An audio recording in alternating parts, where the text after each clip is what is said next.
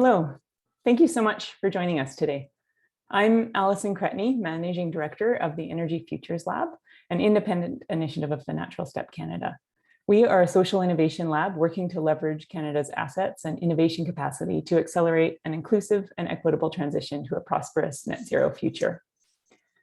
Over the past 18 months, we created the Energy Futures Policy Collaborative to convene people, organizations, and groups with a stake in the energy and climate discussion to attracting greater investment to this challenge. The collaborative is also comprised of our convening partners, the Business Council of Alberta, Canada West Foundation, Smart Prosperity Institute, the Natural Step Canada, Max Bell Foundation, the Cooperators, and Emissions Reduction Alberta, with support and guidance from members of an Indigenous Advisory Committee. We are here to support and foster solutions-oriented dialogue. Many of you are joining us from all across the country today. So as we begin, I invite you to consider your connection to the land where you're signing in from today. I have the privilege of joining from southern BC on the traditional and unceded territories of the Ktunaxa, the Syilx, and the Sinixt peoples, also home to the Métis and many diverse Indigenous peoples. I share this acknowledgement in the spirit of truth and reconciliation, and with the intention to be humbly contributing to futures where Indigenous peoples' relations walk and work together in an equitable and good way. To me, this means daily reflection and awareness building, the reality of many missteps along the way while continuing to learn and act. So on behalf of the Energy Futures Policy Collaborative, I welcome you to our event, Hydrocarbons and a Net Zero Economy, the investment opportunity and why policy matters. We come together as the global sprint to decarbonization is well underway and will define the coming decades, transforming energy production and use to align with net zero. Amidst this, the conversation about the future of hydrocarbons has taken on an either-or frame. Either we eliminate hydrocarbons and meet our climate commitments, or we continue along our path, business as usual, and fail to meet the important climate targets we've set. So in response to this polarization, the Energy Futures Collaborative formed.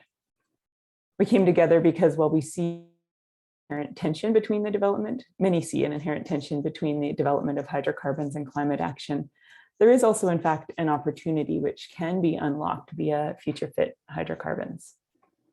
So future fit hydrocarbons represents a broad range of economic proposals that build on the assets and expertise of oil and gas sectors to develop new energy sources, new commodities, new technologies and materials that are compatible with climate targets. Specific opportunities from hydrogen to storage, which got a boost in the federal budget yesterday, to lithium mining and geothermal, and materials such as carbon fiber. These are projected to be billion-dollar markets and drive exponential growth in clean technology and jobs for the province and country. Establishing future-fit hydrocarbon industries is a critical economic path forward for Canada that can respond to the many pressures now shaping energy investment. And Alberta can be at the epicenter of this opportunity. But if opportunity realized, if we want to move beyond this either-or conversation, then we need the right policy environment to drive investment towards future-fit hydrocarbons. So to that end, the Energy Futures Policy Collaborative released a report yesterday called Same Game, New Rules, How Policy Can Unlock Future-Fit Innovation in Alberta's Hydrocarbon Sectors. The report outlines a policy framework, identifying policy actions that will attract investment. And the report itself is a collaborative process. Recognize that this is not about creating consensus, but it is about creating a path forward that can grow alignment across industry, communities, and policymakers. Because this isn't about individual companies or projects, it's about what the future of the sectors can look like and can achieve through transforming production and use. Policy investment are critical elements of creating the type of ecosystem needed for this path forward. And a key aspect of the work summarized in the report is how opportunities can align to evolving investor expectations and potentially help scale sustainable finance. So in the first part of today's event, you'll hear from two giants in the sustainable finance world, Kathy Bardswick and Barb. In the second portion, Energy Futures Policy Collaborative partner, Chad Park, will lead a conversation with several of our partners, of our convening partners on the role of policy. And that will be followed by an audience Q&A, where you are invited to submit your questions. So given that, now it is my absolute pleasure to introduce our first speaker, Kathy Bardsvik, a thoughtful and strategic leader on this topic. So Kathy is chair of the Sustainable Finance Action Council and recent past president of the Canadian Climate Institute. Previously, she spent nearly 4 decades with the Cooperators Group, retiring from her role as president and CEO at the end of 2016. Kathy also sits on the boards of Foresters Financial, Wawanesa, and RGA Canada. Kathy, welcome. Thank you for bringing your expertise to today's conversation. Well, thank you very much, Alison, and good afternoon, everyone. I first want to thank Energy Futures Lab for the opportunity to participate in this launch.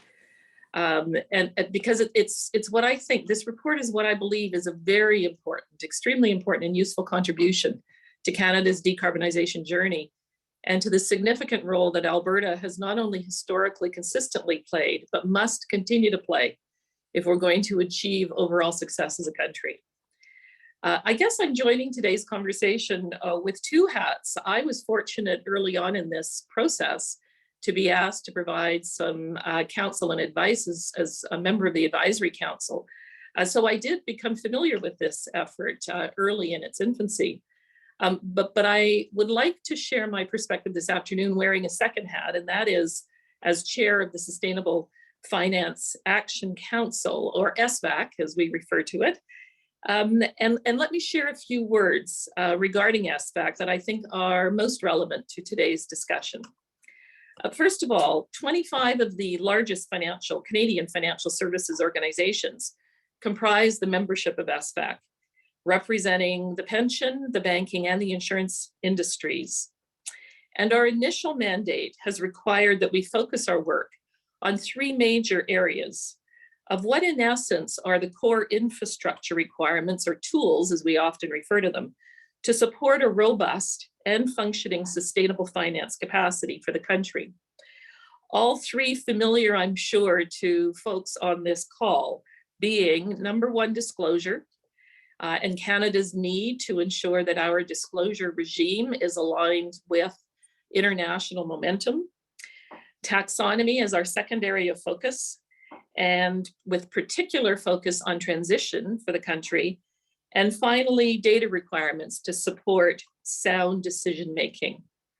Now, these 3 areas of focus currently have 3 specific, what we refer to as our technical expert groups, that were stood up in 2021 to undertake the work associated with each of these mandates. And in fact, Barb, who you'll hear from shortly, is leading the taxonomy work on behalf of SFAC. Now, as you might have read in yesterday's budget announcement, the 300 pages, we've also, SFAC that is, have recently been asked to expand that mandate to include a more deliberate focus on capital strategies and requirements in support of transition.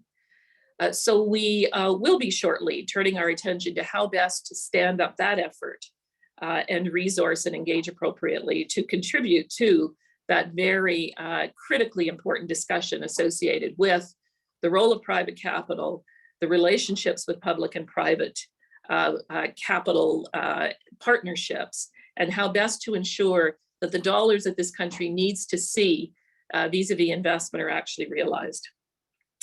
Now, here's the part, though, of SFAC that I think is most relevant to the discussion today. Not only does SFAC represent a unique and valuable opportunity for the 3 financial sectors, as I said, investments, lending, and insurance, to work more closely together and collaborate with each other through a more integrated lens, but we're also working alongside another governance structure that was established called the Official Sector Coordinating Group. And that represents the 4 securities commissions, the provincial regulatory bodies, the Bank of Canada, ISSB, and the 2 federal sponsoring ministries of SFAC, being Finance and ECCC.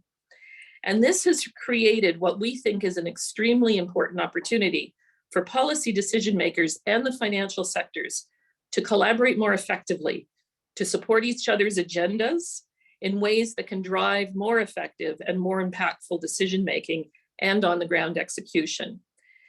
And quite frankly, I would suggest for folks who are participating this afternoon, we all need to do a much better job, every one of us, if we are to solve the complexities associated with how Canada will thrive as the world decarbonizes. Collaborations and partnerships are just so critically essential.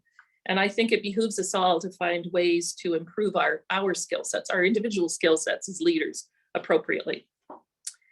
Now, unfortunately, as Alison has already noted in her opening comments, I think we are witnessing today stronger tendencies for discourse to be posited as yes or no, right or wrong, left or right, black or white. And these kinds of framings understandably are reflecting a desire for clarity, a desire to reduce risk and to drive out complexity. And certainly given Canada's emissions reductions challenges and the very nature of our economy, you might argue that Canada has one of the most significant complexities to face. Now you're going to hear more from Barb and the panel outlining the very real and present need for this country to get out in front of developments globally as the world responds to these challenges and opportunities. So I'll say no more at this point. But I will share a fun fact with you. A Google search of net zero pathways generates over 48 million results. If you refine that search and use oil and gas net zero pathways for Canada, it still generates 6.5 million results.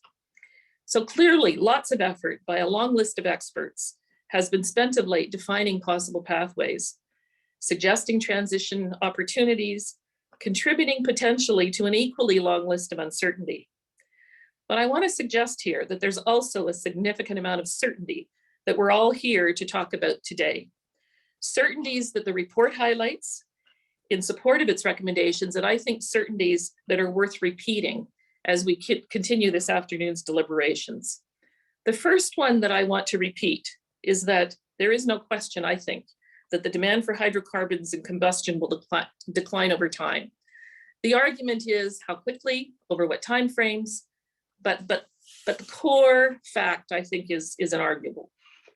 The second recall of certainty is that the expectations of global financial players are changing.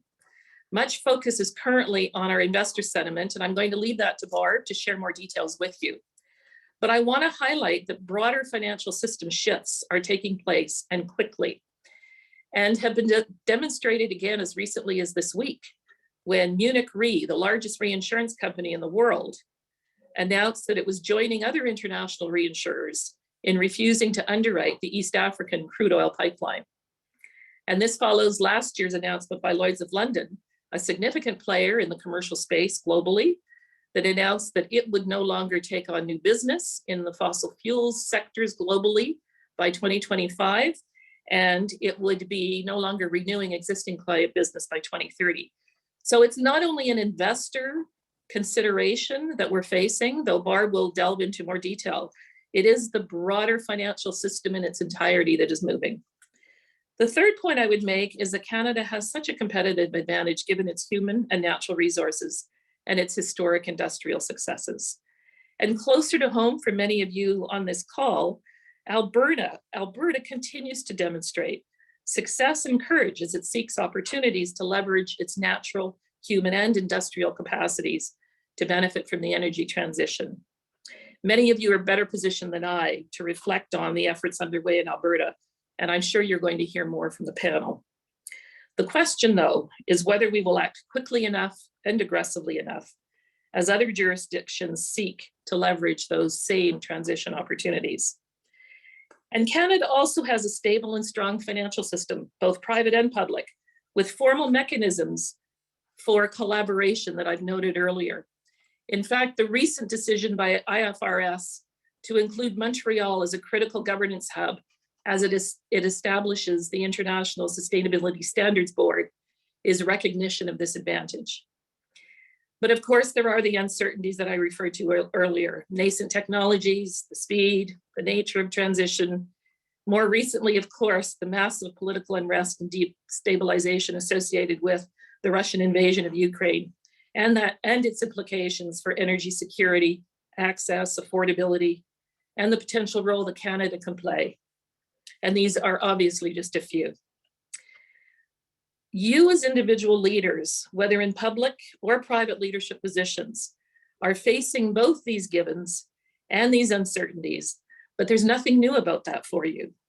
Quite frankly, leadership has always been and will remain about sorting through these uncertainties, driven by your responsibility as a leader, in fact, your duty to chart a path for future success. You've never had, nor have you asked for, the luxury of a black and white, left and right, yes or no kind of environment. But what I will suggest is that increasingly, your commitment to provide that individual leadership is not enough. The report being launched today is providing us with sound guidance to address some of the complexities of an energy future that we don't have all the answers to. It is highlighting important collaborations, partnerships, and connections needed by policymakers and industry players to continue to generate the innovations and apply the courage that is required to ensure an exciting future that we all seek. It recognizes the complexity and uncertainty exists and will remain, but it provides markers of success to help guide that progress. And it builds on credible research and historical success when recommending the next steps. But it asks a really important ask of us, to accept that the individual leadership we bring to the table is critically important, but not enough. It asks us to seek out and support a shared understanding of what it will take for future success and be committed to working together to realize that success. I want to thank you again for allowing me to be a small part of this valuable report launch, and I certainly look forward to participating in the rest of the afternoon. Thank you, and back over to you, Allison. Thank you so much, Kathy. And so our final keynote speaker before we begin our panel session is Barb Van. So Barb joins us today as the inaugural president and CEO of the University Pension Plan. And prior to this role was the Chief Risk and Strategy Officer for the Ontario Teachers Pension Plan. To give a flavor of Barb's expertise as a leading voice on sustainable investing, she was appointed to the Government of Canada's expert panel on sustainable finance, played a significant role in creating the G7 Investor Leadership Network, and serves on the boards of various global organizations such as the Global Risk Institute and the Responsible Investment Association. Welcome, Barb. Thank you for joining us. Thanks, Allison, and it's a privilege to be here, and thank you to Energy Futures Lab for having me here today. Now, as a leader of a university-based pension plan, you can imagine that climate risk and divestment are topics I spend a lot of time discussing. We engage in a lot of dialogue with members who are deeply concerned about the climate crisis. And climate change is a systemic risk that will drastically involve many sectors. It's simply not something you can diversify away from in 2022 by selling assets to another investor, for example. If we're going to reach our net zero goals, we need companies to decarbonize from within. But putting the risks aside, our need to evolve these sectors toward a more resilient path carries immense opportunity. And many investors are seeing this opportunity and staying at the table to engage with companies on the journey to net zero.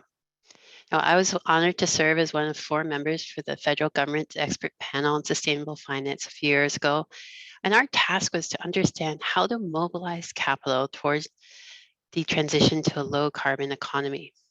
So we engaged hundreds of contributors across financial and business networks, governments, regulators, professional services, think tanks, academia, and a clear set of cross-cutting imperatives arose, some of which I'll speak to in a moment.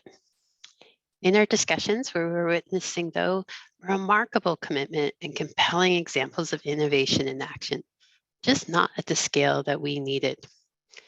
And from end to end, the message was clear that the degree of untapped potential was staggering.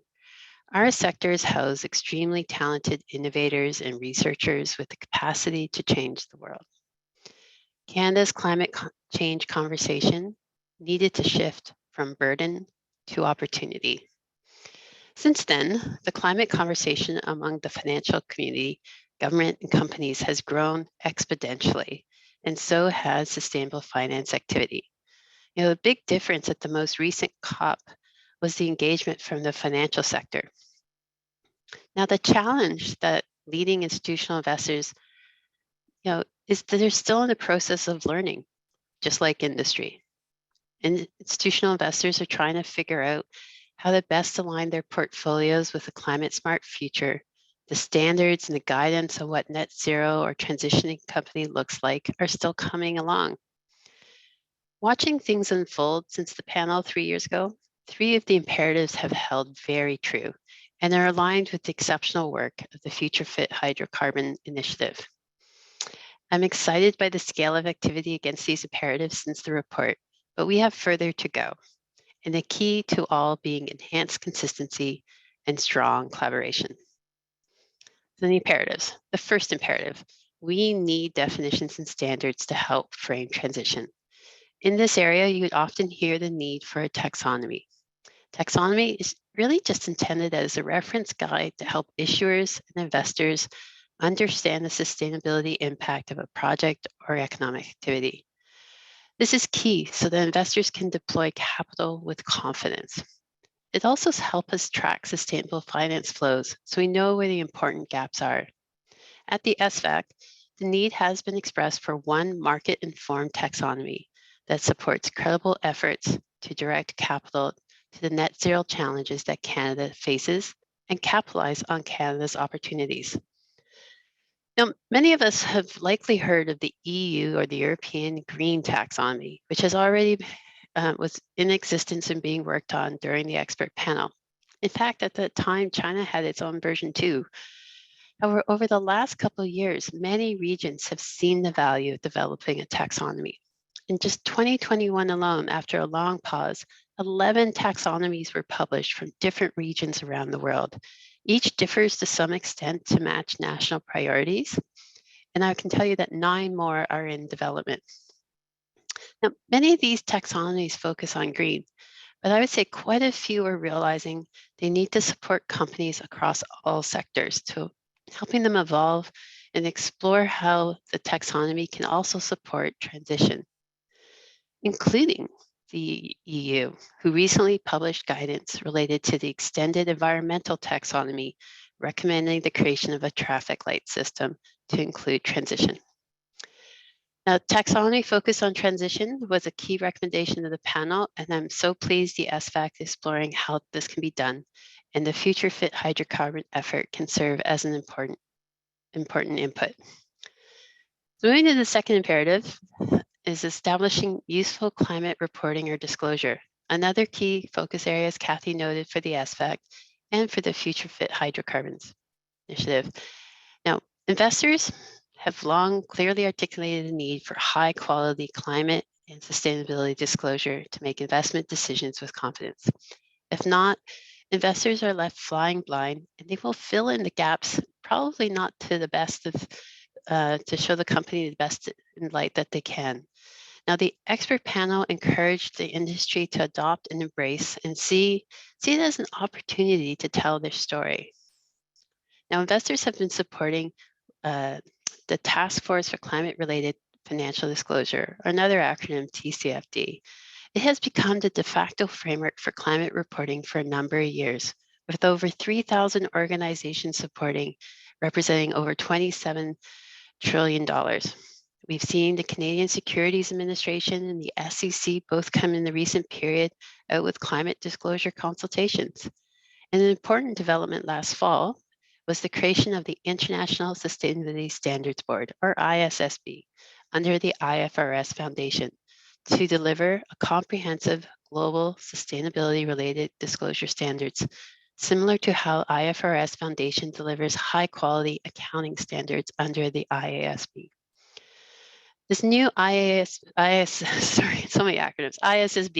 are combining the best of other frameworks, including another one, Sustainability Accounting Standard Boards, which has been supported by the largest financial institutions, over 62 of the common names you would hear across 12 markets with over 52 trillion in assets, including Canada's largest pension plans, BlackRock, and other large global asset managers. So ISSB is beginning from a really strong foundation. Now, climate reporting is not easy, but the key is for companies to take the first steps and begin working on all feasible aspects as soon as practically possible. The panel recommended a phased approach that accounts for a company's relative reporting capacity and the level of disclosure complexity. We encourage collaboration and sharing as we go and learning together. Now, investors aren't looking at these disclosures solely to manage risk. We're looking for opportunities and ways to make sure our money is truly supporting the transition and climate solutions. So in many ways, disclosure is an opportunity for companies to share their value-creating stories with global audiences and their commitment to transition and resiliency. And I encourage organizations to tell your innovative story supported by the frameworks that investors are backing. Now, the third and last imperative I'll talk to today is committing to net zero. This is a growing expectation, and not just for companies in industry, but also for financial organizations. Financial organizations are joining collaborations such as GFANZ, another acronym, the Glasgow Financial Alliance for Net Zero. This collaboration now includes 450 financial signatories, including many Canadian banks, and in total represent over $130 trillion of assets. Now, GFANZ firms' net zero commitments use science-based guidelines to reach net zero emissions by 2050. They cover all emission scopes, include 2030 interim target settings, and commit to transparent reporting. Now, this is a high bar. Now, you hear a lot about divestment in mainstream media and emerging statements, but most investors are focused on engaging with companies on the need for change. This is done through multi-year dialogue between investors and companies focused on the investors' key priorities. Now, the panel implored the financial community to come together and deliver a cohesive message to industry on their transition expectations to help companies on the path to transition. And together, investors could amplify their impact. Now, the panel encouraged a Canadian-focused program that copied the success of a preeminent Climate Action 100 Plus. A successful initiative, global, included 600 investors, resulting in the change of the world's largest emitters.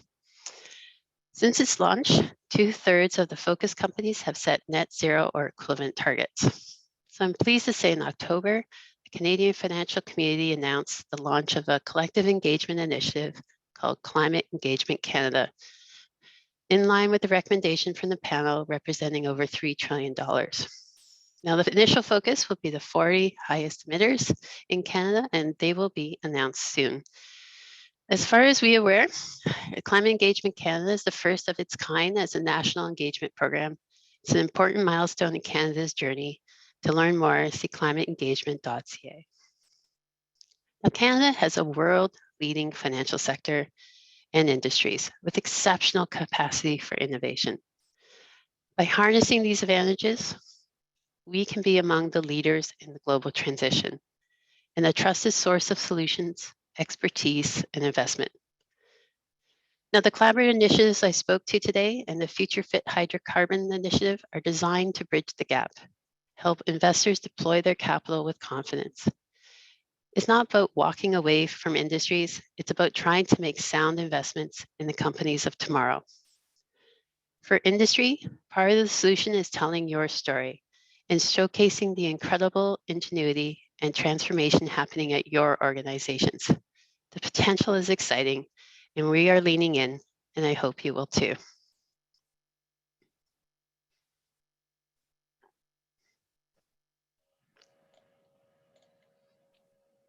Thank you very much, Barb, and also thank you, Kathy.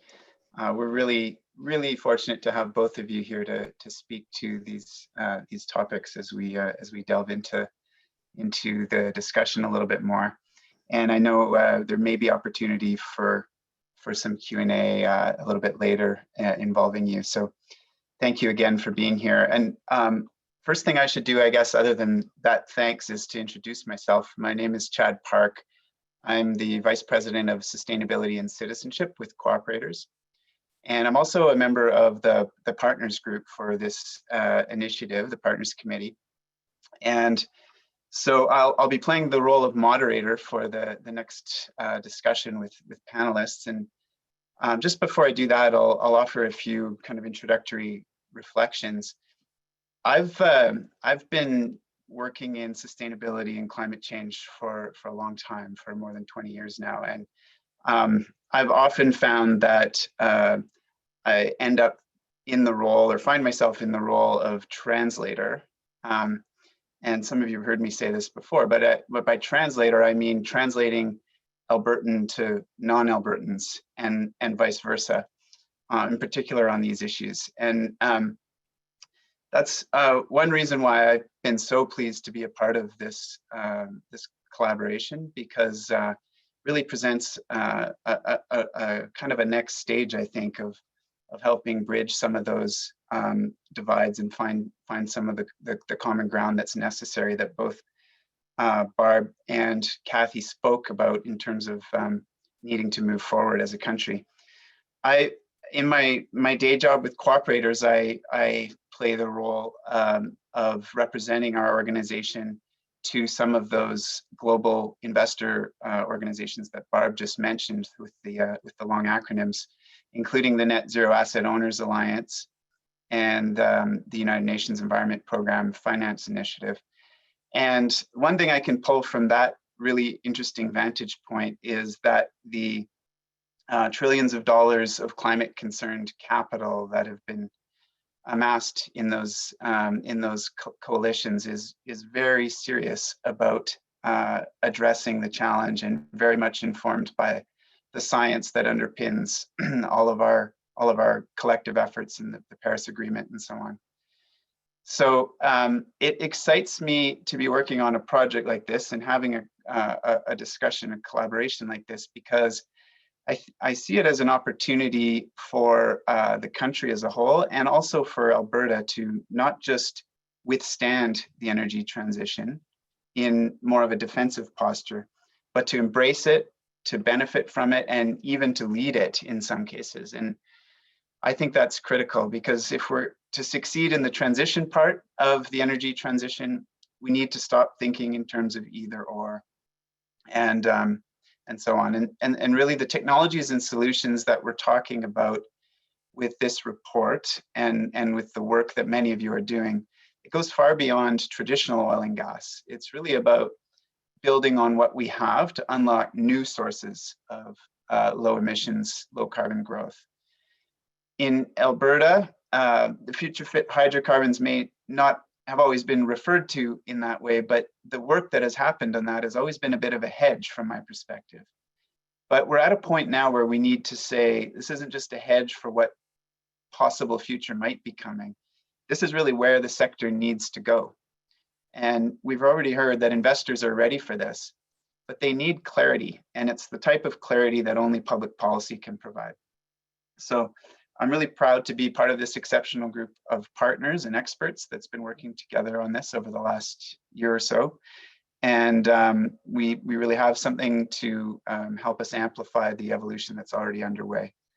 I'm not going to speak anymore on the group's behalf, so I'm going to start and kick off the conversation. I'll introduce each of my esteemed colleagues as panelists one at a time, and then have them share some very quick opening reflections to the same question, which is, why do future fit hydrocarbon opportunities and this work on policy initiatives matter? So why does it matter? The first person I'll ask to speak is Mike Holden, and Mike is the Vice President of Policy and the Chief Economist at the Business Council of Alberta. He brings more than 20 years of experience as an economist and public policy analyst to his role, including having a previous role as Chief Economist for the Canadian Manufacturers and Exporters. Mike, over to you. Hi, Chad. Thank you. And so, just reflecting on this, why future fit hydrocarbon opportunities in this work and of this policy initiative, why it matters and why we were involved in it. You touched on a lot of them in your initial comments, but I think for me, what stands out is the fact that we know the transition is going to be a long process. We're going to be using hydrocarbons in one form or another for decades to come, even if demand declines as expected. And so there's a role for Alberta to play. We're Canada's largest energy producer, energy emitter, and GHG emitter. There's a responsibility for us to contribute to global and domestic climate solutions, both within and outside the traditional energy sector. But I think for me, the big thing though is that this transition is not only uncertain, but it's going to require investment on a massive scale. And we even saw the federal government mention this yesterday when it released its budget, stating that Canada's going to need between $125 billion and $140 billion worth of investment every year between now and 2050 to build a net zero economy. And today we're looking at investment levels that are about 1/10 that level. And so that's a huge gap.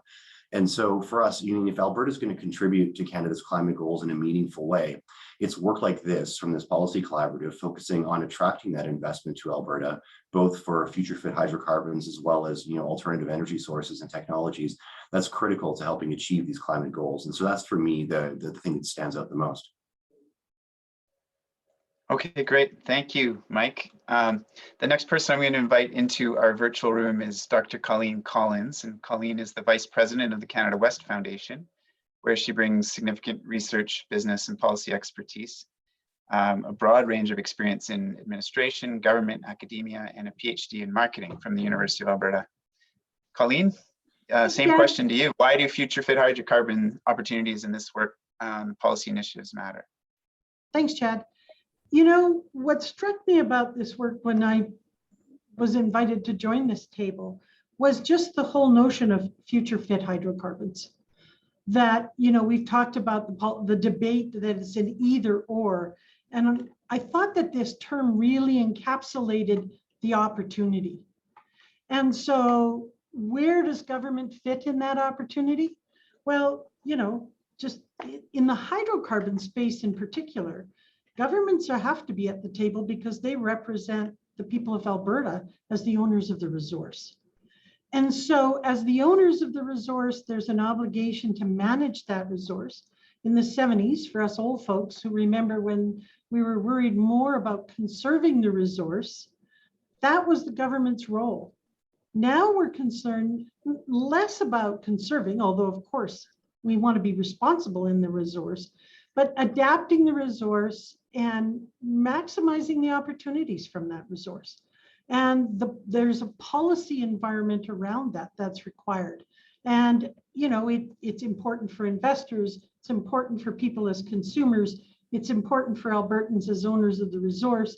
So there's a role for government to ensure that, to use a sports analogy, that the playing field is set, that when the parties are ready to come out and play the game, that there's a rule book, that there's the yardage markers on the field, that there's a referee, that and just we have to. This is such a big and major opportunity that we can't just kind of grab our sticks and a ball and run out on the street.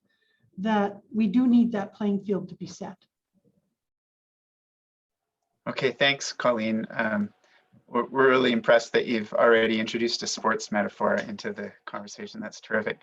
The next person I want to invite is JP Gladio. And just as I do, I will I just remind everyone that you can actually insert questions for the group starting now and through the course of the conversation that we're about to have in the Q&A button down at the bottom of your Zoom screen there. JP Gladio is the founder and principal of Mokwate. He's a respected Indigenous business leader in the resource sector whose experience spans 30 years and includes serving as the president and CEO of the Canadian Council for Aboriginal Business from 2012 to 2020.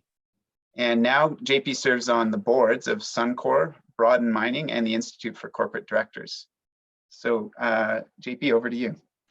Thanks, Chad. And I really loved your statement about having to be a translator and speaking Albertan.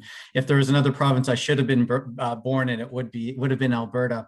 But I find myself in a similar situation as a translator as I walk in two worlds, the Indigenous world and the non-Indigenous world. And why this is so incredibly important at this time is, being around the oil and gas sector for as many years as I have, natural resources in general, there's so many incredible learnings that the sector has bumped against, learned, failed, succeeded. And I think there's nowhere more special place in our country than the Indigenous relationships often, and how long that relationship has been when we think about the business and the activity. But at the same time, it's also about advancing these relationships in our communities. are so, as we've started to evolve along with the, if I may say, mainstream business, we're heavily entrenched in the current assets within the way that we're producing our hydrocarbons and using them. We certainly do not want to be left behind.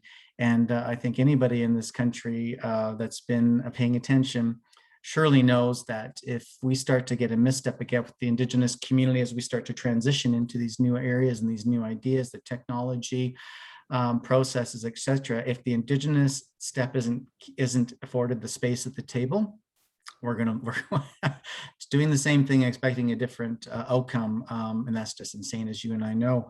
So creating a healthy space for this dialogue and the space for us as Indigenous communities to participate all along this transition is going to be fundamentally important. Looking forward to the rest of the conversation, Chad. Okay, thanks, JP, and thank you as well for the role you've played in making sure that that perspective and voice is represented in this work all the way along from the Indigenous Advisory Committee. Finally, we'll invite Steve McDonald to join, and Steve is the CEO of Emissions Reduction Alberta, a role he's been in for I think at least 7 years or so. But prior to taking on leadership of ERA, McDonald, I can call him Steve. I think I know him well enough now. Steve had an extensive career in the Alberta Public Service, serving in the range of ministries, including Treasury Board, Energy, Human Services, Innovation and Advanced Education, and Executive Council. Steve, what do you think about the first question? Thank you, Mr. Park. And yeah, simple terms, why it was important for our involvement in this report is that the world has such ambitious environmental, economic, and social goals. It can't achieve them without the need to align and accelerate policy development. And to do that, you need it to be informed by a shared vision, criteria to make choices, clarity on the expected outcomes, and then you need to create a detailed plan that's informed by all that in a portfolio of actions. And I think that's what this report starts to do. And to build on the sports analogy and the title of Same Game, Different Rules, I think it's important because we want to be winning on the field, not sitting in the stands. Yeah, great. Thanks, Steve. And thanks to all of you for your opening remarks. I'm going to pose a few initial questions before I turn to the Q&A from the audience. But I think we've heard in different ways why we're at an inflection point or an important moment in time, and certainly a unique moment in Canada's story and Alberta's story and so on.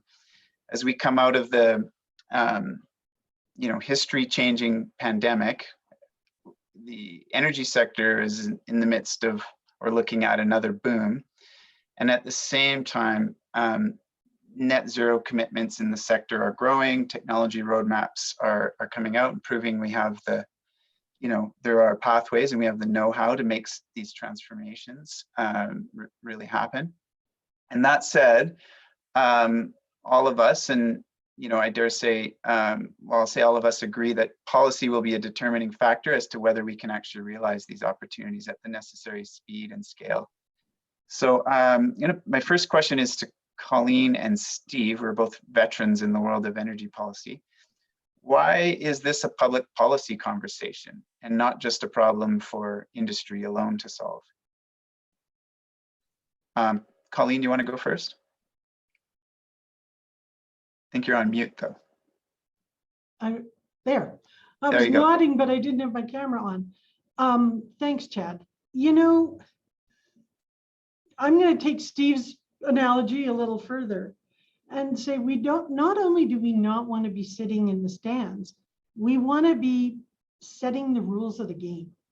So we want to make sure that this is a game that suits our playing field, such as when we think about the resources we have, the human capital, the expertise, and the experience that we've had.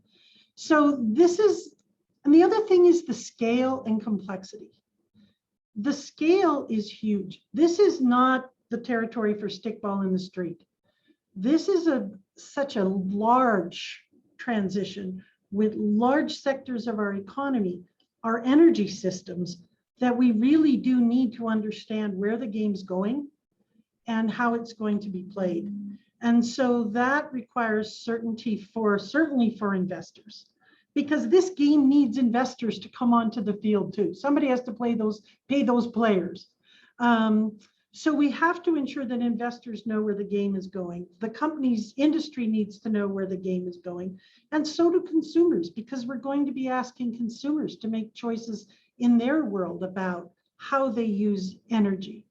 So, this notion of the future fit hydrocarbons is so exciting, because we're actually not just taking a position, taking demands from outside agencies or the rest of the world. We're participating in that world. There's certainly geopolitical actions happening around us. And so we really need our public policy to both balance vision as well as the ability to respond to the situation that's happening at the macro level as well as at the micro level.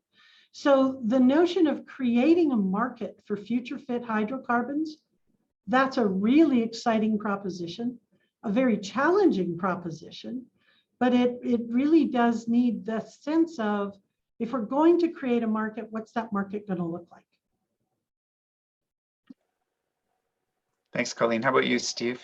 Why is this a public policy conversation? Yeah, I'd start by, I got a pretty simple definition of what public policy is. Essentially, that's what government chooses to do or not to do.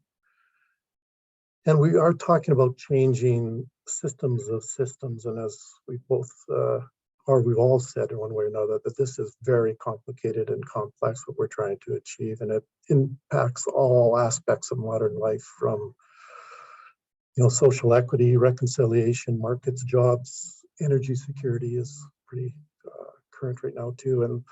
And as you said, Colleen, the pace and scale is beyond what one company, one industry, or one government can do, quite frankly.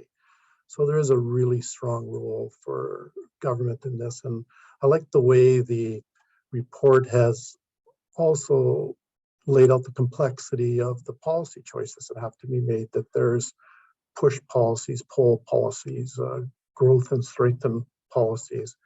And it also talks about the need to align these policy choices. And from my lens, the other thing I think is very helpful about the report is especially in the innovation space where ERA plays, is that the work also talks about both the supply and the demand side. And that's, again, why it's not just an industry job to sort of find these solutions and advance the agenda that we've laid out in the report. Is, on the supply side, it talks about financing. It talks about the need to create innovation hubs. And on the demand side, like a robust offset market or target standards, and even the fundamental basic commitment to net zero.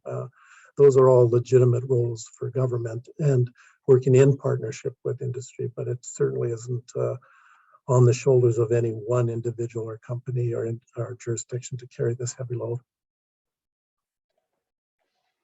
Okay, thanks, Stephen. For those who in the audience who haven't read the report yet or haven't seen it, it has been posted, a link to it in the chat. And so definitely encourage you to do that, of course. As Steve has just described it, it really is setting out a policy framework. So it's a set of policies that apply in different jurisdictions to address different dimensions of the complex challenge. I'm going to turn now a question to JP and to Mike, and because the framework also is about identifying a policy approach that can attract investment into the transformation of the hydrocarbon sector, of course, by highlighting new uses for our reserves, our infrastructure, our people, and so on. And it's really about building something new from what we have, not starting from scratch and so on. So, and that also is a bit of a different message than as Barb has already alluded to, than a divestment approach by investors. So I know JP and Mike have been either working in or with industry players for a long time. And so just want to ask you about why, we'll start with you, JP, why does the transition within the sector rather than away from the sector matter, and why should this be attractive to investors? I might be able to address the question that came in as well online, and I'm assuming reconciliation is referring to the Indigenous reconciliation. And quite often I've found as an Indigenous person that governments put out broad statements. There's a duty to consult and engage and accommodate, but all that gets passed down to the industry, and the industry and across sectors, quite frankly, haven't had a strong track record. The last 10, 15 years is very difficult for our country to attract capital because of the regulatory uncertainty, or the regulatory complexity and the uncertainty in the relationships with the Indigenous communities. So this offers us, to the question around a critical opportunity to do things differently with the Indigenous communities. And when you go through the report, we had I had a fantastic committee of Indigenous leaders pumping in all sorts of great recommendations when you go through it. But for certain, if we're going to be able to attract that capital to, the hundreds of billions of dollars every year and trillions over years, it's going to require strong Indigenous participation. Investors want to know that the Indigenous communities are at the table and part of the policy actions, rather than on the outside looking in, the way that things have progressed for a long time. And again, I to my earlier comments, I think there are incredible examples in the oil sands. Close to over $5 billion spent on Indigenous economies just in that region alone, and active participation and active equity participation and ownership over infrastructure. Let's carry those learnings forward.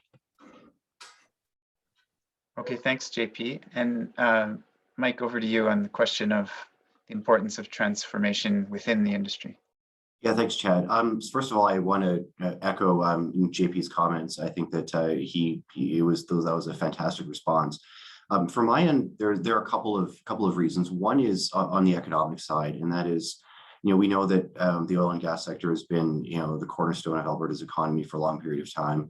We know that we have some of the largest assets underground in the world, and they're worth hundreds of billions of dollars. And so the energy sector as it stands today has contributed significantly to the economy, to our exports, to provincial and federal government revenues, especially provincial. And so we have this tremendous value that's sitting there. And at the same time, the value is not just what's underground. The value is also all the infrastructure that we've built up over time.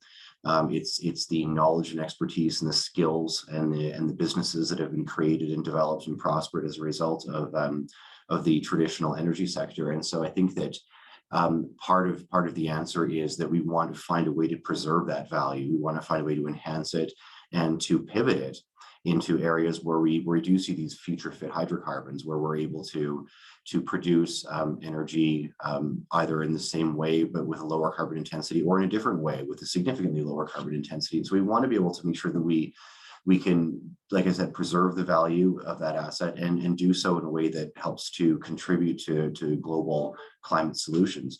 And I think that the second reason, I think, is that there are also, some technical limitations to the energy sources that we use that we need to always consider. I mean, this is a very complicated question.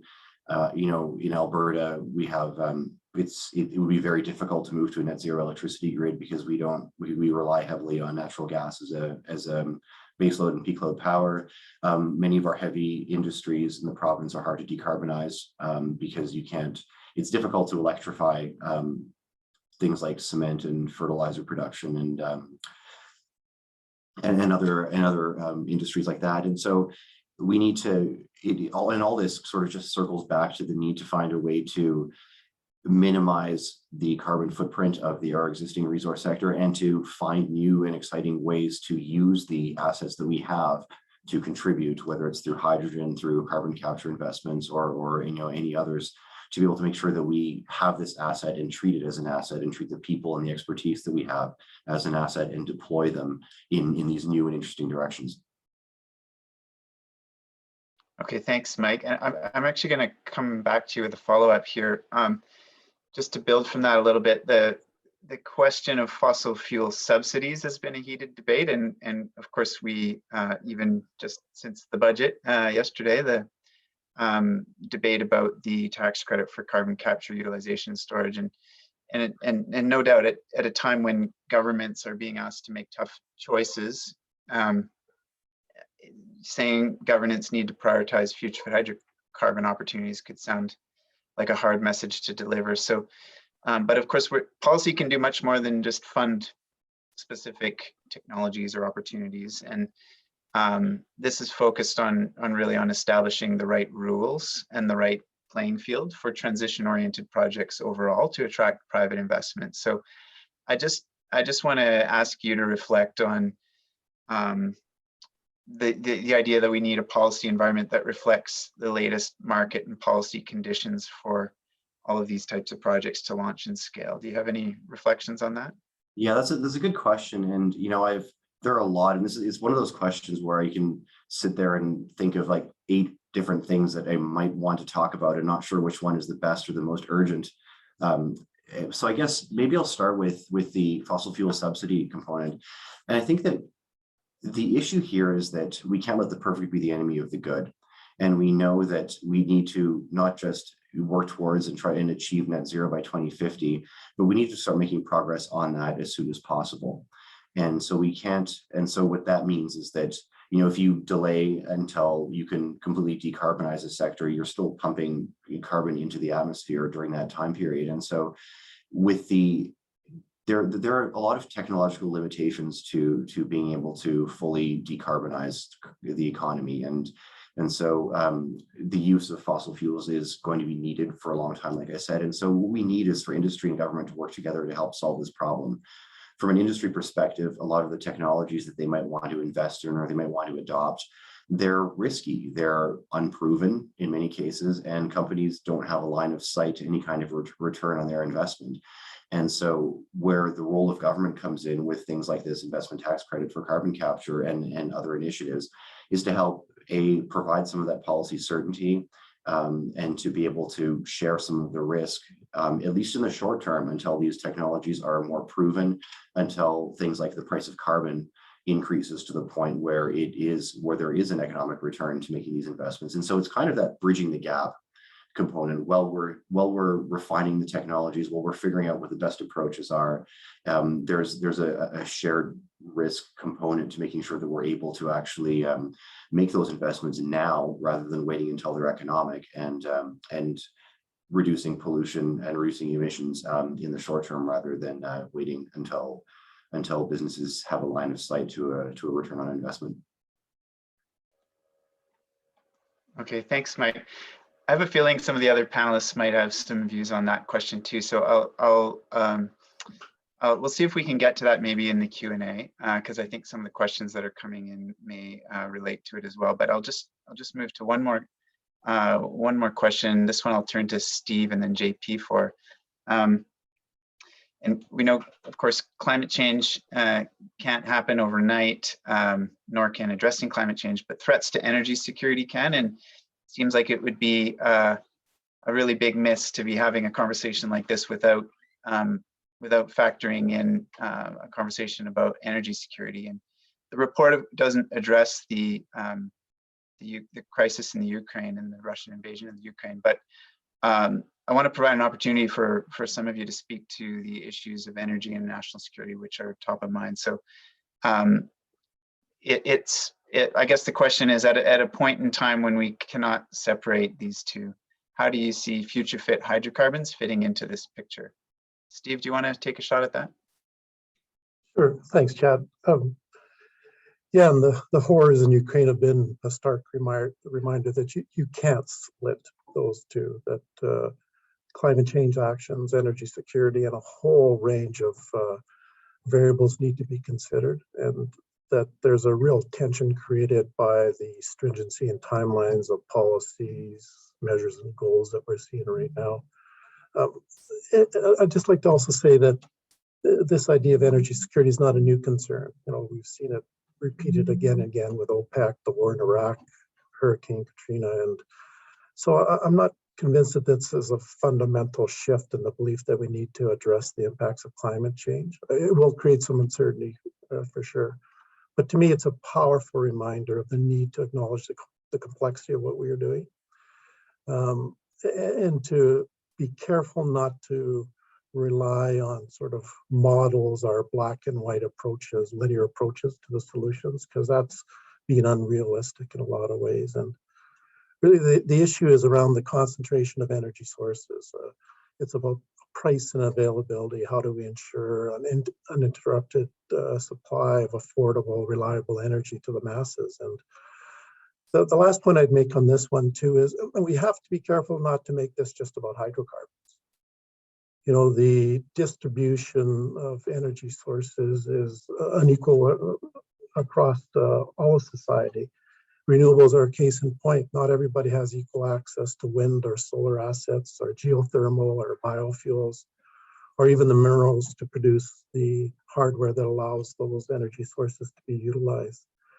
And so the challenge is a broad energy challenge, not just a hydrocarbon challenge. And we need to ensure that we're considering that as we move forward, and not just use a military lens, but really a human lens on this file.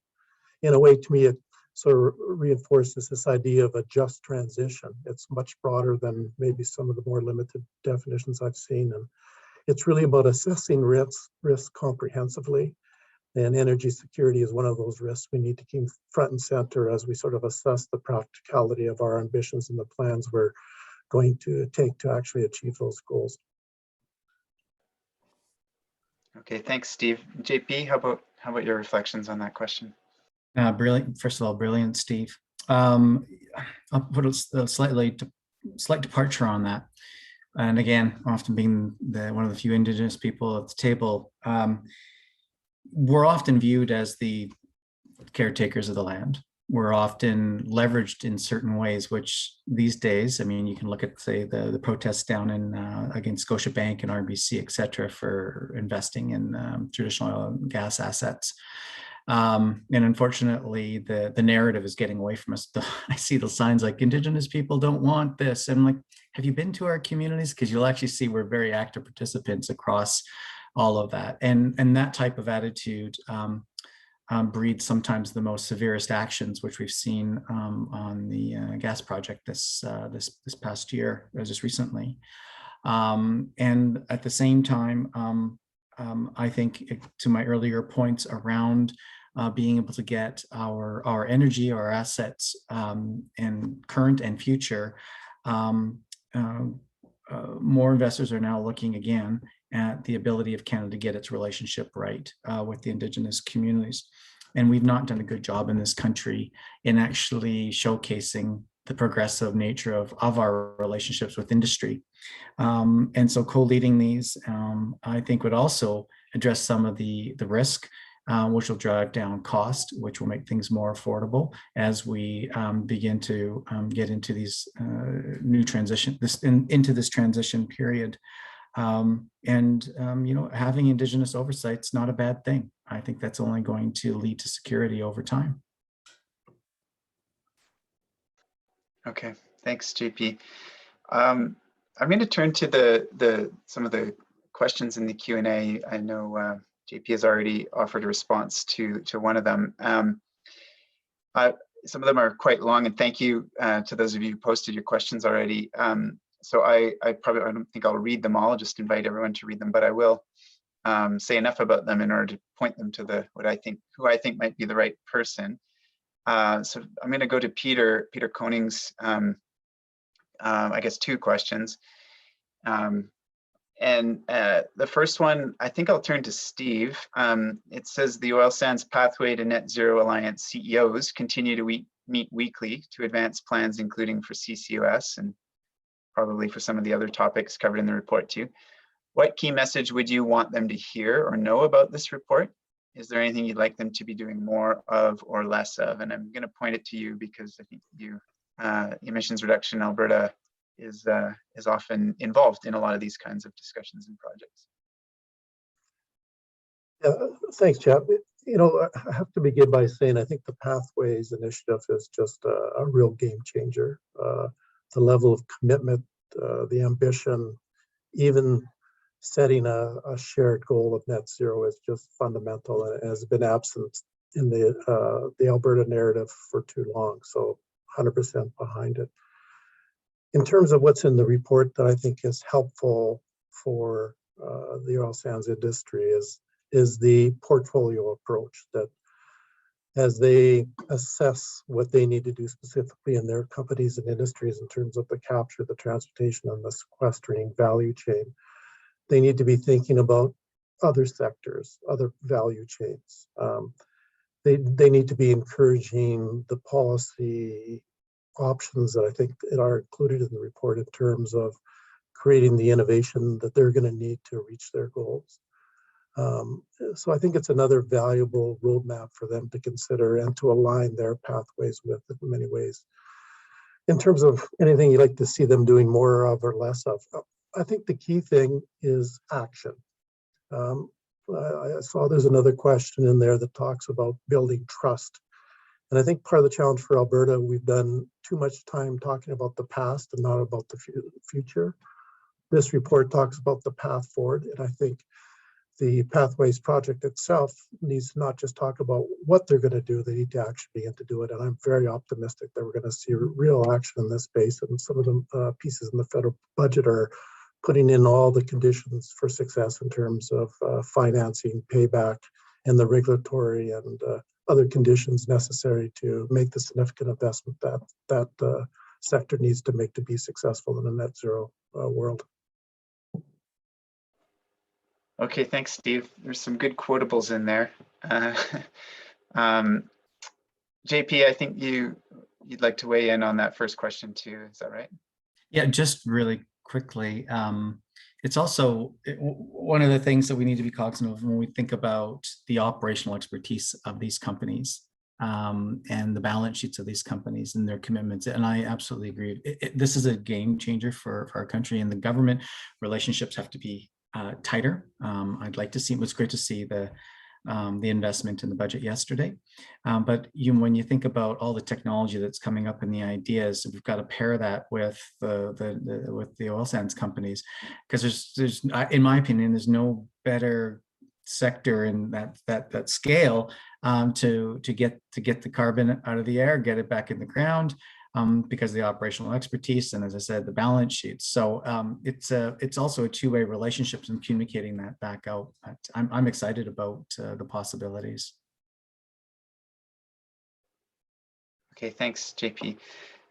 Peter had a second question, and I think I'm going to turn this one to Colleen, if that's okay. Colleen, given the landscape of engagement on the range of topics covered by the report and those mentioned by the panelists, what conversation is not yet happening that you believe is critical to make meaningful progress? What actors need to step up and or change how they are engaging?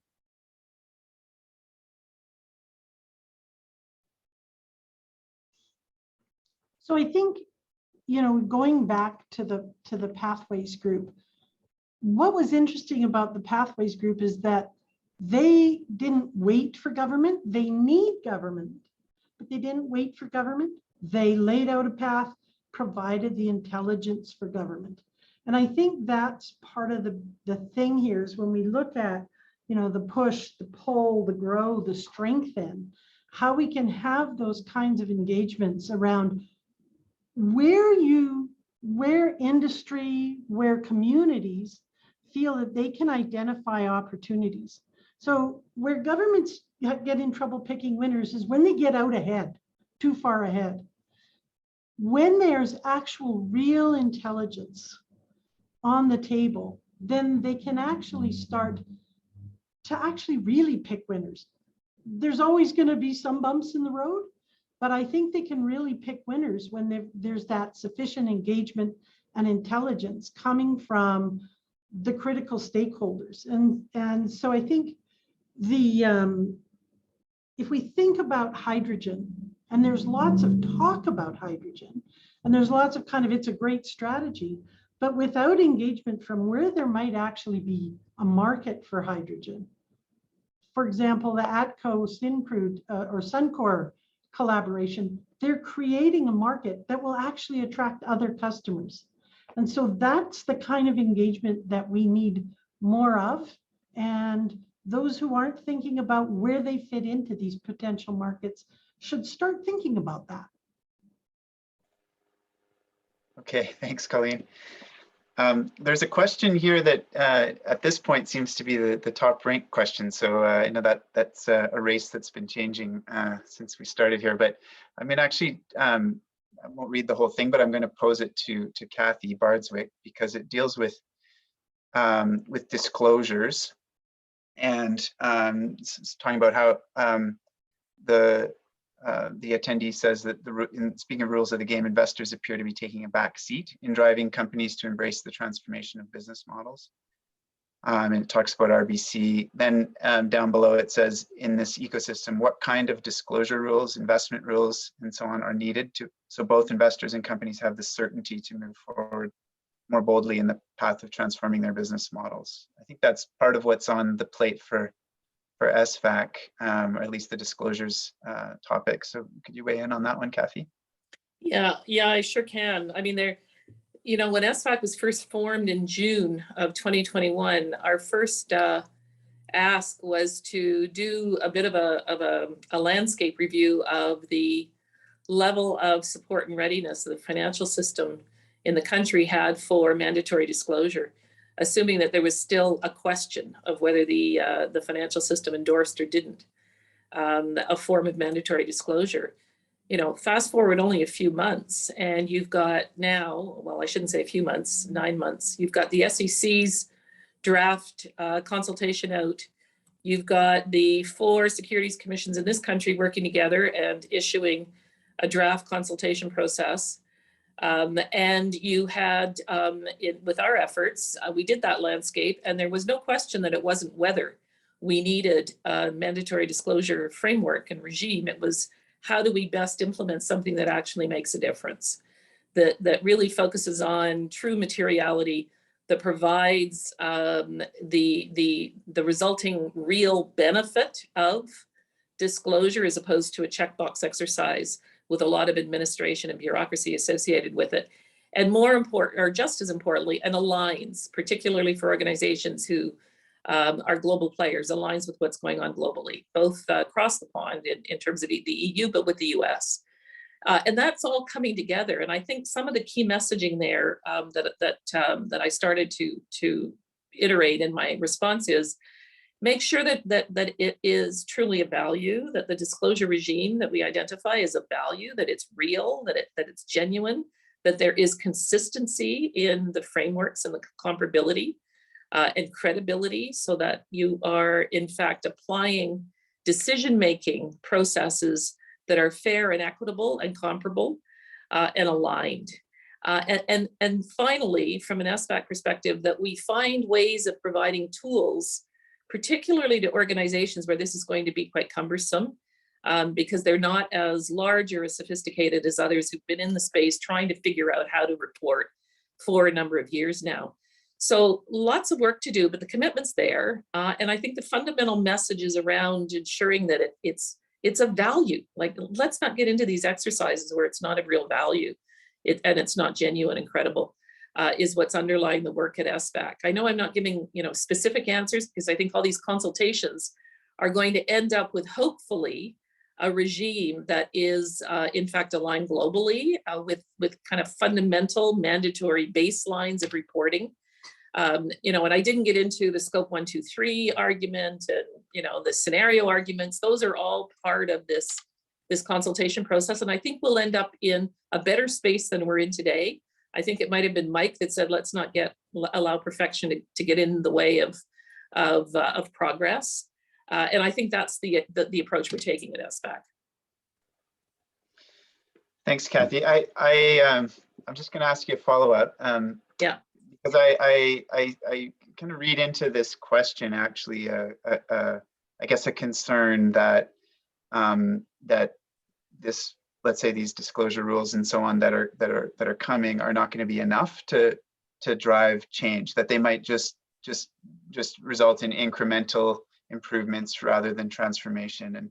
So I guess it's more of a question: do you have confidence that these kind of tools can actually foster more transformative change? Yeah, I mean, the short answer is that I do have confidence. I don't think we're there yet. I think there is, an implementation question that's yet to be resolved. I do think that there was somewhat of a shared sense that the Canadian draft that was issued was not going far enough. I think if you look at the responses in the consultation process, I think more response was suggesting it's not enough.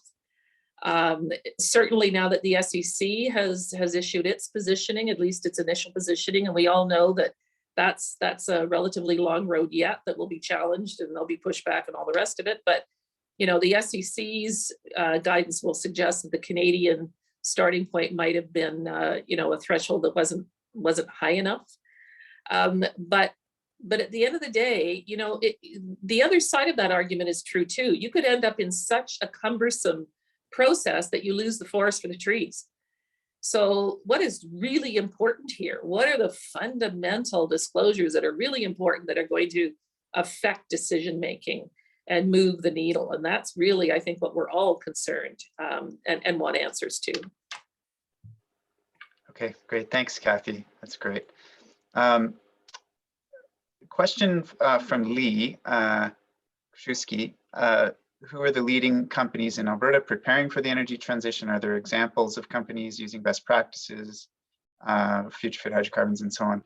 So I'm going to turn that one to Mike, because the Business Council of Alberta has a good sense of the various businesses that are out there in Alberta. So Mike, what's your response to that? Yeah, thanks, Chad. Thanks for the question.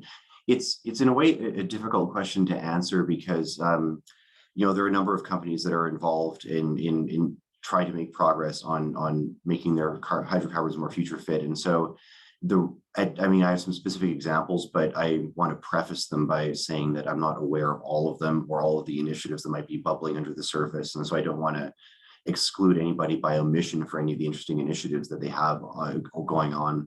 We talked a bit about the Oil Sands Pathways Group, the 6 major oil producers who are account for 95% of Alberta's oil sands production, having committed to net zero production by 2050, is an indirect example, as is work on the carbon trunk line in Alberta, which is like the largest carbon capture infrastructure initiative in the world, I believe. The two that I would highlight are there's some interesting work going on with Alberta's utility companies, because they're aware of the fact that we don't have, as I said earlier, I think we don't have a way to generate a zero emission baseload peak load power unless we start building a lot of nuclear reactors in Alberta. We don't have the hydro capacity, and even if we did, it would take forever to build. So there's some work with ATCO in particular is working with Suncor and another company whose name I forget right now on a large scale blue hydrogen project. Shell is also working with a number of other companies on similar kinds of hydrogen initiatives. And there are likely others taking place that I'm unaware of. But I think that's a number of companies are starting to make that kind of a shift, looking for ways to produce hydrogen in the province using natural gas as an asset, and either capturing the carbon from it or looking at new ways to create a lot of low carbon hydrogen that doesn't even involve pulling the gas out or combusting it. So those are some examples off the top of my head. Okay, thanks, Mike. Well, I'll add that the Emissions Reduction Alberta website has lots of good examples of initiatives that ERA has supported over the years in this space as well, involving many companies. So just put a plug in there for you, Steve. And there are a few more questions. We're not going to have time to get through them, because if there's one job a moderator needs to do, it's to try to stay on time. So I'm going to just ask for one sort of a lightning round set of reflections, one comment, closing comment from each of the panelists, and then we'll turn it back over to Allison to wrap everything up. But I will just note, for panelists, if you happen to be able to reflect at all on, I noticed Robert Clark had posted 3 questions in here, and they're all sort of around the poor state from his view of the innovation in Canada. So if your closing comments might be able to nod some kind of a response towards Robert on that, that would be appreciated. But otherwise, I will just I'll just turn to each panelist now and ask you for just a closing comment on if you could provide one soundbite message to policymakers about all of this, what would it be? And let's go with JP first. All right, thanks. I'm going to read a little pullout from the report from Ryan Robb, who's part of our committee. He's the CEO of the Stoney Tribal Administration. We want to be part of the front end of energy transition, but we just can't forget that we're an export economy. Many groups and many Indigenous groups are very realistic that their economic prosperity is still going to come from our resources, and in particular the oil and gas. And I want to commend, the Canadian Infrastructure Bank for creating a capital pool. Alberta Opportunities Corp. They've done some great work, and just a couple of days ago, Saskatchewan stepped into that place. Indigenous participation is just evolved to that place where we're going to be equity stakeholders and participants at the highest levels of this transition. We need to be able to create the capital pools, affordable capital pools, to ensure that the participation is real.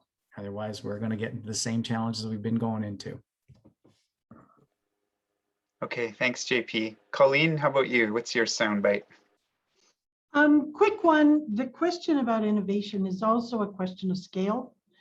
And I think because we are at the front end of such a huge transformation, that Canada's always lagged in our ability to scale our innovations. We're great at innovating, tough at scaling. So I think this is really an opportunity to take this hydrocarbon ecosystem and look at ways of scaling those innovations.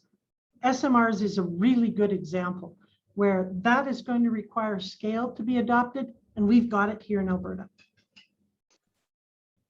Okay, thanks, Colleen. Mike, how about you?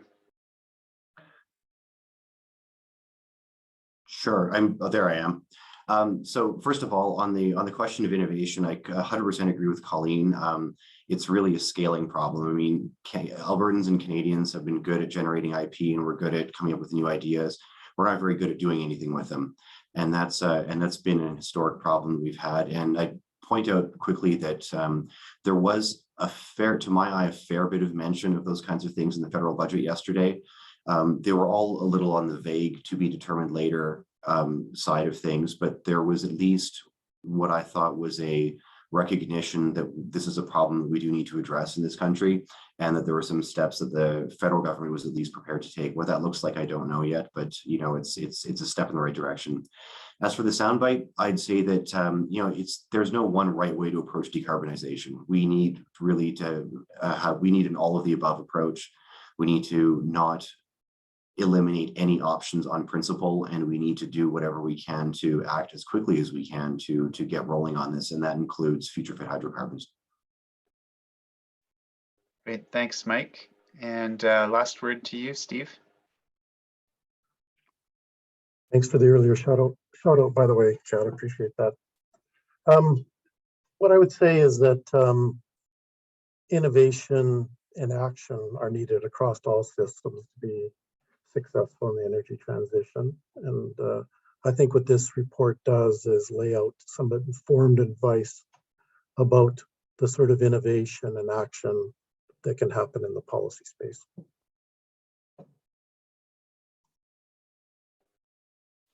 Okay, great. With that, I just want to thank all the panelists, and also Barb and Kathy for the comments and perspective you've shared. I think this has been a great examination of some of the opportunity that is reflected with the policy framework released in this report. And I'll turn it back over to you, Allison, to wrap everything up.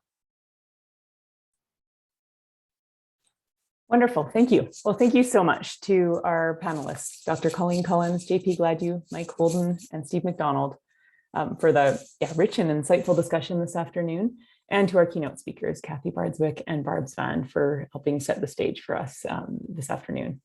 And thank you, Chad, for serving as an expert. We're always so appreciative of your support.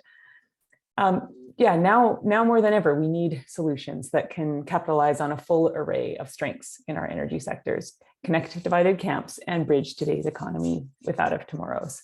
Really appreciate all of your thoughts and insight on how we can do that today. The seeds of what this could look like really are beginning to take root in Alberta and creating a unique opportunity for Canada in the form of innovations to build future fit hydrocarbons. So I encourage you to read our report at energyfutureslab.com. There's a direct link in the chat from earlier, and if someone could add that again, that would be great. And just really encourage you to be part of the conversation and movement in making this a reality. Please join us at future events. In the next few months, we will be hosting a number of conversations on this topic, including around Indigenous economic reconciliation, another on sustainable finance, and another on off-ramps to transformative. So stay tuned for details on those. They'll be coming shortly. And we're also hosting a panel titled Financing the Building Blocks for Future Fit Hydrocarbons as part of the Inventures Conference on Thursday, June 2nd in Calgary. Yeah, just big thanks to each of you for joining us today. There will be a shareable recording of today's event shared afterwards. And I look forward to seeing you at future events. And in the meantime, warmest wishes for an excellent weekend. Take care.